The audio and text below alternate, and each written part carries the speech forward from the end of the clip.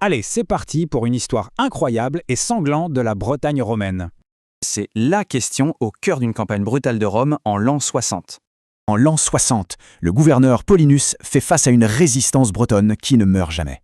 Paulinus a compris une chose. Pour tuer le serpent, il faut lui couper la tête. Et cette tête, ce n'était pas un roi, mais une île, l'île de Mona. Imaginez Mona comme le Vatican du monde celte. C'était leur centre spirituel. Son but était simple et brutal, l'extermination. Rayer Mona de la carte. Mais en arrivant, les Romains tombent sur une scène, tout droit sortie des enfers. Face à eux, des guerriers, des femmes enragées et des druides qui psalmodisent des malédictions. Et là, incroyable, la machine de guerre romaine se fige. Les soldats sont paralysés. Ce n'est pas des épées dont ils ont peur, c'est de la magie, d'une malédiction. Paulinus voit ça et il explose, et les humilie pour les forcer à réagir. Et ça marche. La honte brise le sortilège. La charge est enfin sonnée. Sauf que ce n'est pas une bataille, c'est un massacre, d'une violence absolue.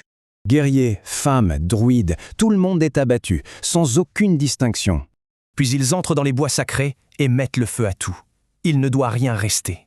Le ciel est noir. Pour les Romains, c'est clair. L'acier a vaincu la magie. Paulinus est victorieux. Pour lui, la résistance est anéantie. Pour de bon. Mais obsédé par sa victoire, il a complètement ignoré ce qui se passait ailleurs. Pendant qu'il anéantissait Mona, ses hommes humiliaient une reine, Boadicée. Et ça, c'est une erreur. En fait, les Romains venaient d'éliminer les seuls qui pouvaient calmer les tribus celtes. Sans les druides pour les retenir, c'est une vague de rage pure qui s'apprête à déferler. Le massacre de Mona n'était pas la fin. C'était en fait le tout début de bien pire. Au final, la vraie question, c'est quelle a été la plus grande erreur de Rome ?